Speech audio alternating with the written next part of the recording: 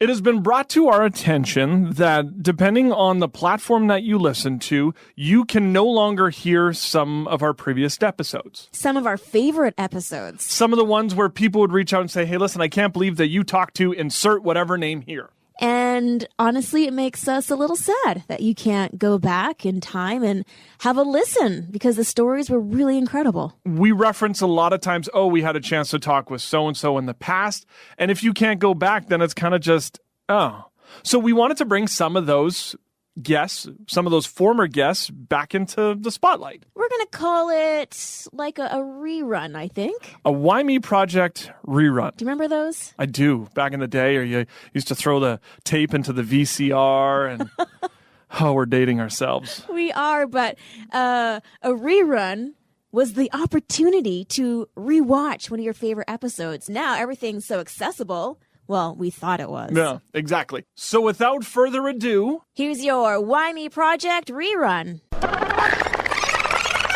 Love when we talk with athletes and authors and actors, but not very often do we get comedians. No, so this is very exciting because I'm guessing we're going to laugh, but we're also going to have a chance to learn something too. He is the funniest man in the room. Michael Jr., my friend, how are you? I am awesome. You can probably tell by the rhythm and the bass of my voice. And I'm a brother. We like to ask a skill testing question because we never know where it's going to go. Who are you and where did you come from? Michael Jr. I get to do comedy all over the world and Canada.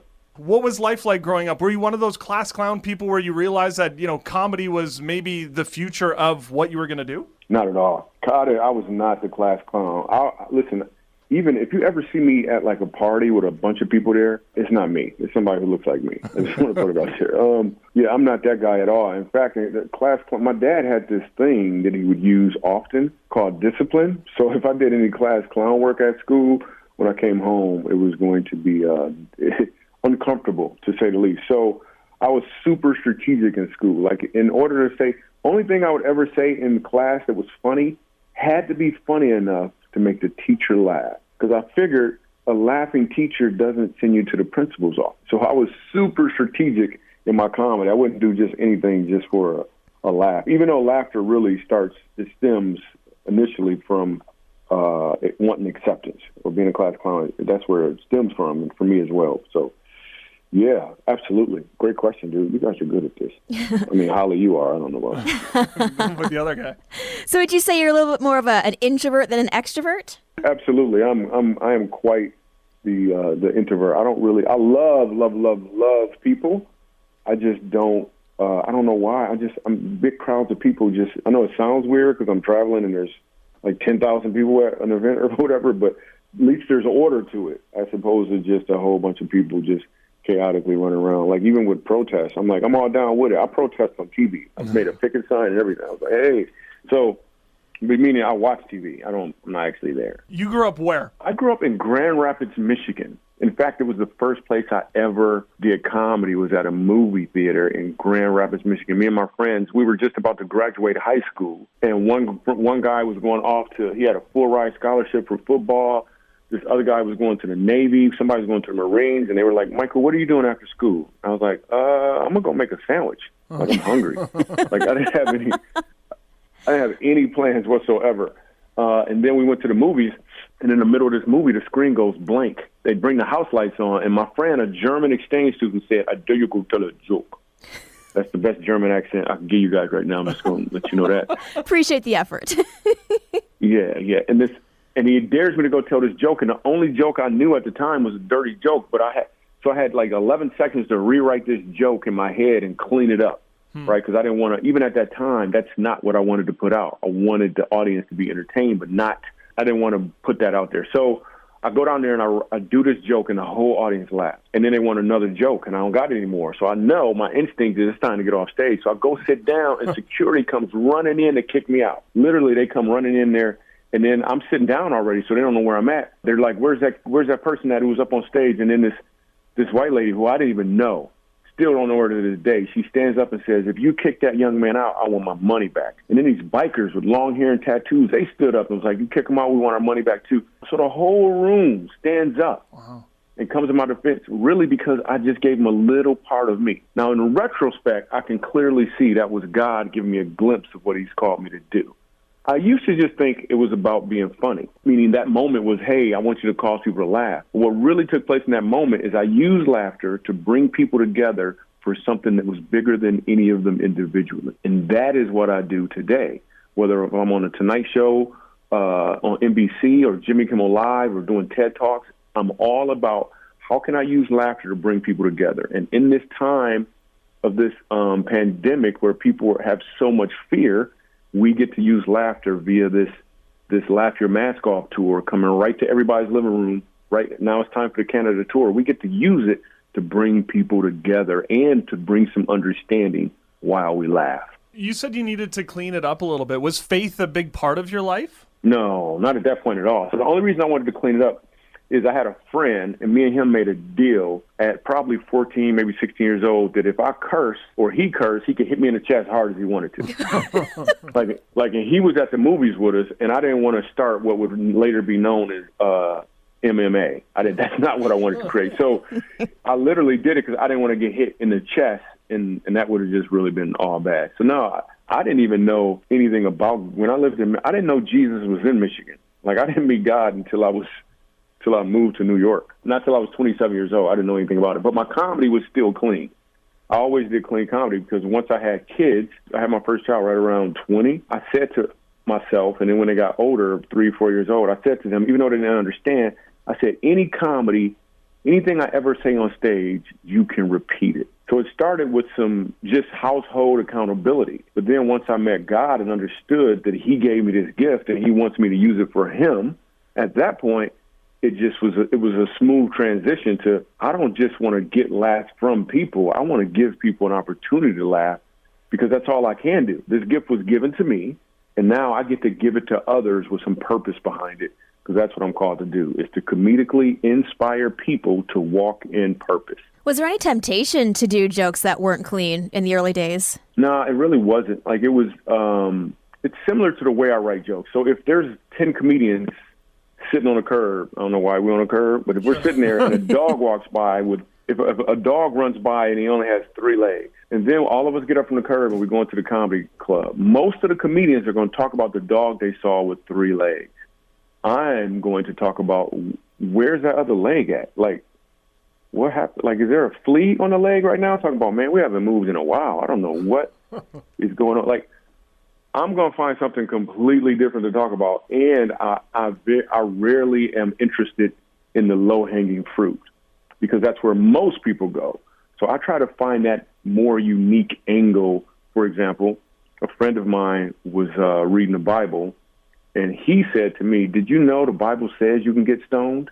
It don't mean you can get stoned. It means you could get stoned. Like, you taking it the wrong way. You can't smoke weed. Let me just say that. That's not what you're reading right now. Yeah.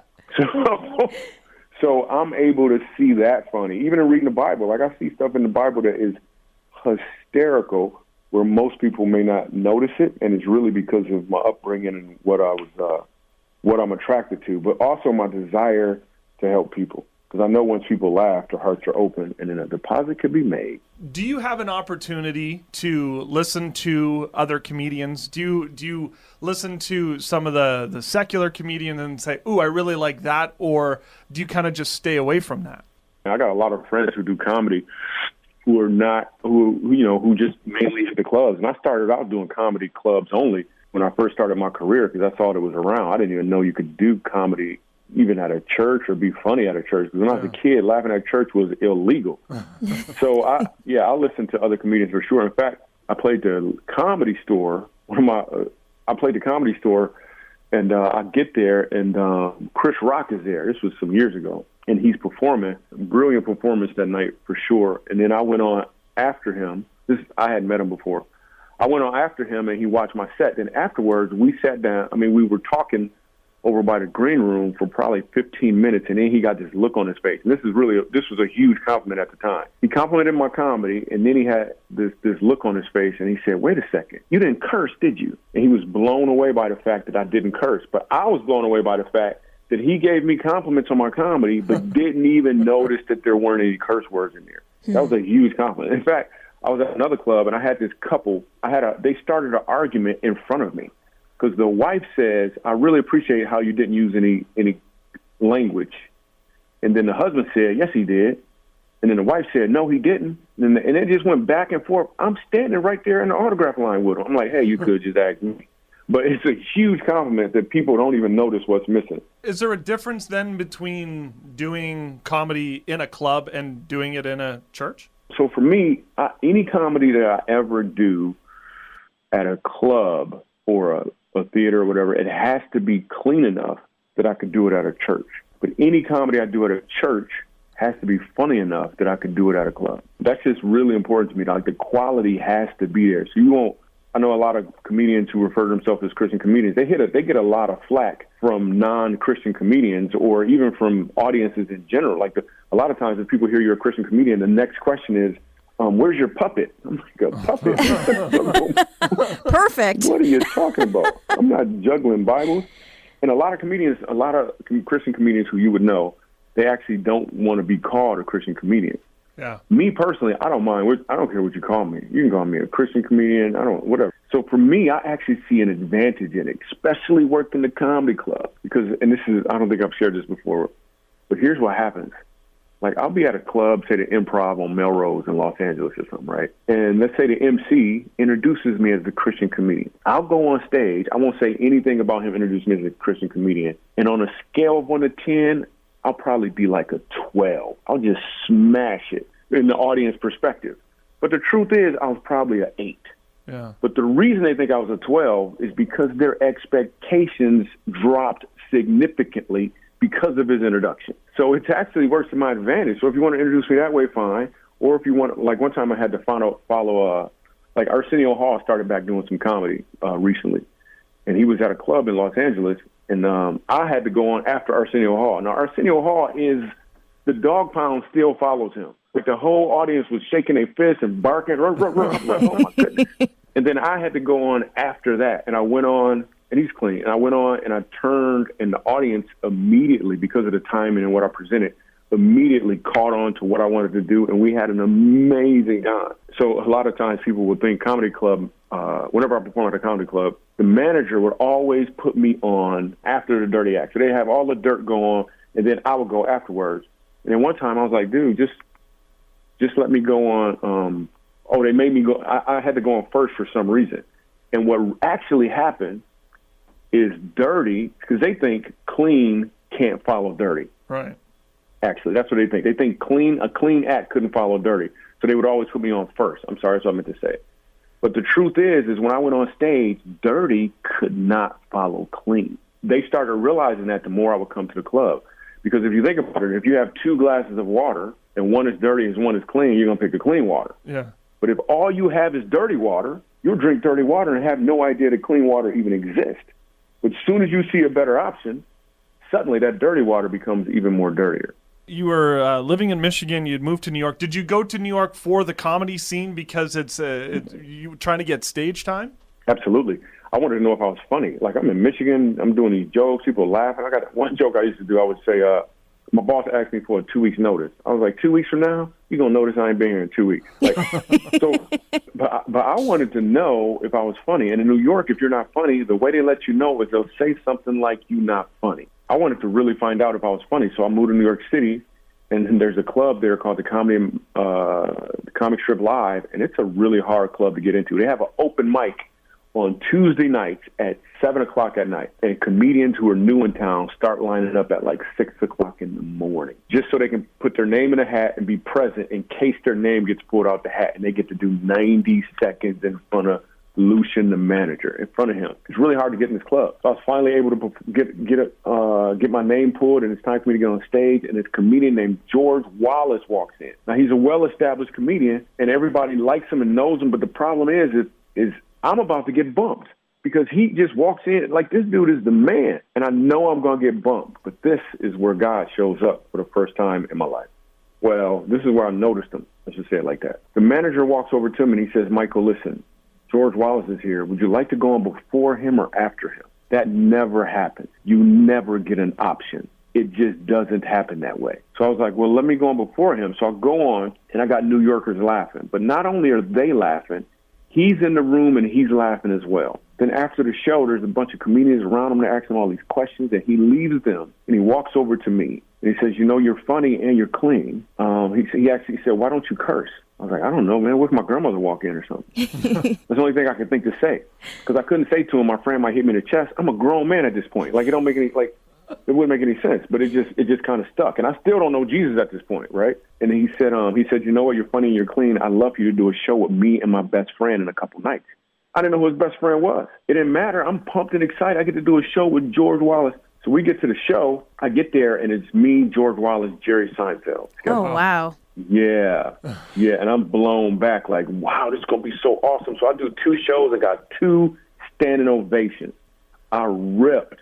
I'm like, yeah. And then after the show, the club manager, was a different club. He walked up to me, and he said, hey, Michael, you got a great set. Would you like to go to church with me tomorrow? Church? For what? I just got 2 standing ovations. Man, back up. I ain't going to church. That stuff was whack. Because I went to church when I was a kid, and when I went to church as a kid, that stuff was miserable. This dude on stage, he had some phlegm caught in his throat. The Lord said, act like you. I'm like, what in the world? Why would I go to church? So I was like, nah, I'm okay. And then 20 minutes later, his fiance asked the same question, but she was beautiful. Like, beautiful. I didn't even know pretty people went to church at the time. Because when I was a kid, wasn't nobody pretty. Like, it just didn't work that way. So I was like, yeah, I go to church, man. Shoot. So I go to this church, and I can't even find the people who invited me. And I'm sitting in the back, and this church is huge. It's called the Christian Culture Center in Brooklyn. And I'm sitting there, and I'm way in the back, and I'm a little concerned. Like, is it going to get weird? They got Kool-Aid. Like, what's going to happen? And this dude comes out, and he's talking about Jesus. That's it. He's just talking. He's not screaming. He's not yelling. He don't got no perm.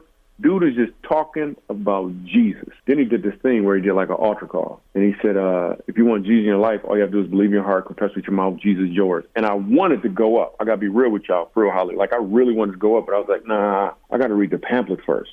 Yeah. I don't know what this stuff is about. So I told myself I read the Bible before I gave my life to, because I don't know what this stuff, because we all know some Christians who are creepy. And I didn't know if it was the Bible making them creepy. I didn't know what was going on. So and there's some creepy Christians out there. If you're listening right now and you can't think of no creepy Christians, that's because it's you.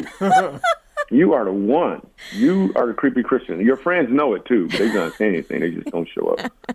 So I get a Bible. Like, first of all, I don't even have a Bible. I'm at O'Hare Airport a few days later, and this lady just hands me a Bible. You don't understand. We never exchanged words. She just walked up like the Lone Ranger or somebody, handed me a Bible, and just walked off like John the Baptist's sister or something. I don't know how I don't know. But then I get this Bible, and I start reading it, and the first thing I read was the first page, was the copyright. The Bible that she handed me was made in Grand Rapids, Michigan. I was like, well, me too. Shoot, we got some stuff in common. So I started reading the Bible, and I'm going to church, reading the Bible, all I'm doing at this point while I'm living in New York, reading the Bible, going to church, hitting the clubs. So I'm literally putting in 12 to 14 hours a day reading the Bible, just digging in, right? And I didn't read very well, so that was like 9 pages a day, because that stuff didn't make sense to me, really. So I'm reading the Bible, going to church, reading the Bible, going to church, and I'm literally, it took me 36 days to read the Bible. I remember getting to the part in Matthew where it said Jesus died for me. First off, I didn't even know Jesus died for me. Like, for real. I didn't know until I was 27 years old. I've been to church before, but I didn't know. Nobody was explaining the way I could understand. Jesus died, like he died for me. I read it in Matthew. Then I turned to Mark, and he died again. I'm like, why do they keep killing him? And Luke, John, I'm reading the Bible. I'm like, I get to John. I'm like, Jesus, don't go in the garden. You know what's going to happen? What you doing? Like, I wish it was comedy only. I literally thought he died 4 times because nobody explained it to me. Like, I literally thought he died 4 times. So I go ahead and I finish reading the Bible. Get to the Revelation. Finish reading the Bible. I run up to the altar at that church, Christian Culture Center, like during the announcements. Like, I was like, I know you got a picnic, but listen, is Jesus here? That's what I want to know. So now I understand some stuff. Now I understand I'm not just funny. I'm funny for a reason. There's a purpose. There's a reason for me having a sense of humor. But even the setbacks I've had to endure, God completely uses that. So any listener right now, your talent, God has a plan for it. And it doesn't mean you have to be in the church to deliver. It just means that your requirement is that you have an open heart to deliver. And you can do it. Even your setbacks are part of your setup, so you can deliver the punchline God has called you to. Somebody might need to hear your story. somebody needs some encouragement, and you are the one. You are in proximity to that person who needs to hear it, so be prepared to deliver. This year's definitely been an interesting year with a pandemic, with a lot of race conversations happening. And it seems like you've done such an excellent job of the word of 2020, pivoting, because you've been talking about laugh your mask off. And it's a very unique way of approaching comedy and sharing the purpose that you have. Can you share a little bit about what this is? Yeah, so Laugh Your Mask Off is a digital comedy tour.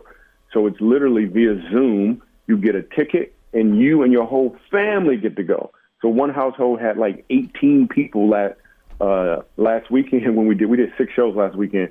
One household had 18 people in it, and there's I don't know how many people watching in all. So literally, you get a link. We're at your house, and we've split up my new comedy special that hasn't been dropped on Netflix yet. It's called More Than Funny, and you get to watch my new comedy special along with me and all these other Canadian households. And we watch it together. And then in between, we talk, we laugh, we have some fun, we interact, we talk about hockey. Not really, because I don't know that much about hockey. So we just have some fun. We do some interactive games, we do some trivia, and it's a full night of fun. But more importantly, we laugh because people really, really need to laugh right now. And there's always some encouragement. Like even with this, even on the show right now, I hope that the people feel encouraged. So I never necessarily plan out exactly the encouragement. I really just kind of listen to what God wants me to deliver to that specific audience at that time. And it could be at the end, it could be at the middle. I'm just sensitive throughout the whole thing. So it's all about helping people understand what their purpose is, encourage them, and letting them know that you guys have something to deliver. There's something amazing for you to do. And even your setbacks, as I mentioned, is just part of your setup. People have a lot of setbacks. This pandemic and the racial unrest has it feels like a setback, but it's like a bow and arrow or a slingshot. The further you've been set back, further you can reach. You just have to know what to aim for because you're going to hit something, so you might as well hit the target God has called you to. And those are some things we're going to be talking about and laughing in the middle of, right? Like in the midst of laughter, we're going to have some fun and be inspired too. You had mentioned about being a father. How many kids do you got? I don't know, man. I don't always count them. Carry the two. You mean like in America, or where are you talking about? Like, no, I'm just playing. I have 5 kids. No, I got 5 amazing kids, man. They're how old? About ish, if you know off by hand. Oh yeah. I really don't know that. No. My youngest is so I have a stretch. I got like one who just recently was like a while ago got out of Pampers, and I got one in college. Wow. So actually, it's the same one. She's brilliant. And she's super smart. Do they find you funny? So yeah, I have a stretch. I think they do when I pay for their school. Gotcha. I think they're like, Dad, you hilarious. Thanks for this food. You must be funny. So yeah, and even my youngest is kind of like, even at the age, she's almost 3 years old, and she used to always leave her room and come get into bed with us. I'm like, this sounds cute, right? Oh, he's so cute. But she sleeps really wild. So all 3 of us together make a capital H when we're in the bed together. I'm like, you can't be in here. Like, I got to take you out here. So the one night I take her out and put her in her own bedroom. I'm like, I'm sorry, there's not enough room. You just got to sleep in here. And I lay her down. And she says, Dad, can you lay with me for a little while? And it's super cute, right? What else am I going to do? So I lay down. 1 minute later, I feel her get out the bed. I'm like, where are you going? And she said, there's room now. What in the world? What are you doing right now? Hysterical. So she has a pretty strong sense of humor, as some of my other kids too, man. But dude, one of the greatest names I've ever been called is Dad. Like, being a dad is the best. It is just completely the best. You talk about your special that's going to be coming out with Netflix. Is it like, how much work goes into that, and how difficult is it? I mean, if a special's a half hour, 45 minutes, or an hour, that you then have to memorize that many jokes? It is a lot of work, but what you do is, if you know, it's almost like a story, and all of my jokes don't always go in the same order. I actually try to get super sensitive to what each in particular audience needs, even when filming a comedy special. Also, I have a visual. I visualize what my notes will be or what they are, but I just kind of color code them. So I'm not really thinking about the stories in particular. I'm just asking the question, what color should I go with next? And then I just kind of flow. And then more times than not, brand new jokes will show up right there on the spot. As you reflect on your life, I mean, it seems like you've been through a lot, and it's an incredible story of how you came to know the Lord.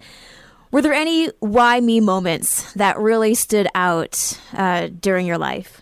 I get to do comedy, which is great, but I had a shift that took place. I was outside of a club in Los Angeles. I felt like there was a shift. I felt like God told me, instead of trying to get laughs from people, because that's what I was all about, I want you to give them an opportunity to laugh. That right there changed everything, because now I'm not looking to take, I'm looking for an opportunity to give. I'm simply asking a different question.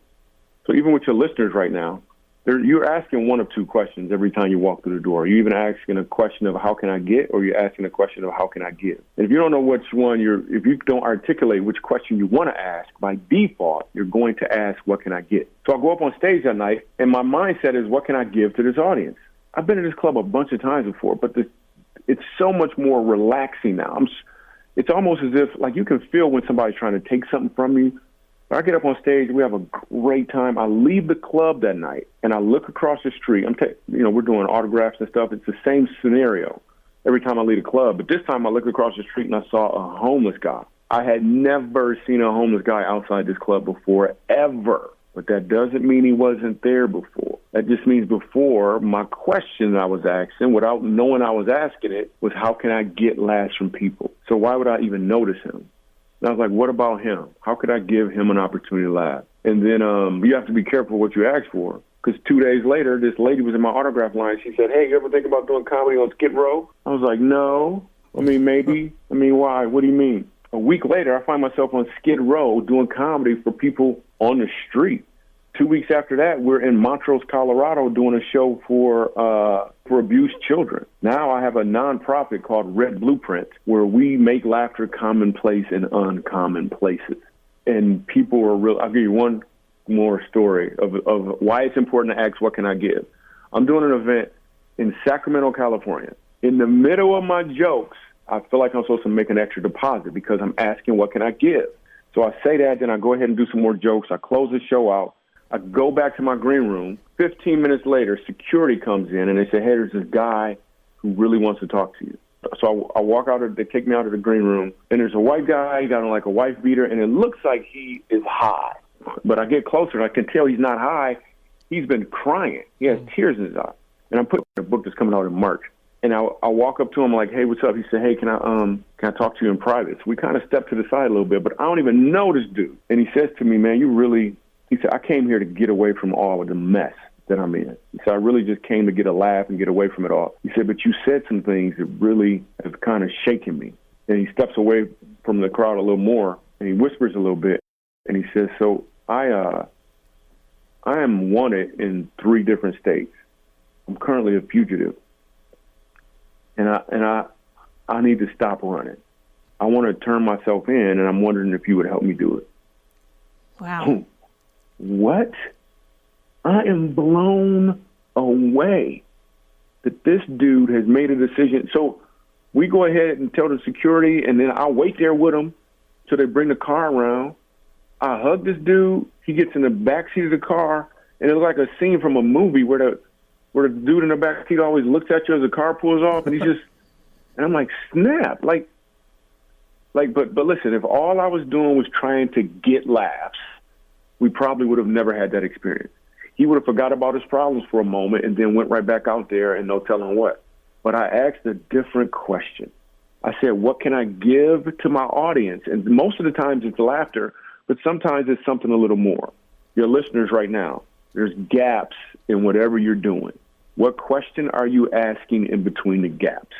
Are you asking, what can I get? Or are you asking, what can I give? I'm telling you, if you change the question, you change the game, you change the results of not just your life, but the people around you as well. Watch out for his comedy special, new book as well, laughyourmaskoff.com, and at Michael Jr. Comedy on all socials. My friend, appreciate you taking some time and sharing your heart. You guys are awesome, man. Thank you so much for having me. Thank you for tuning in to an old episode, a past guest of our Why Me Project rerun. Something that we're starting now because there were so many episodes that we really did love.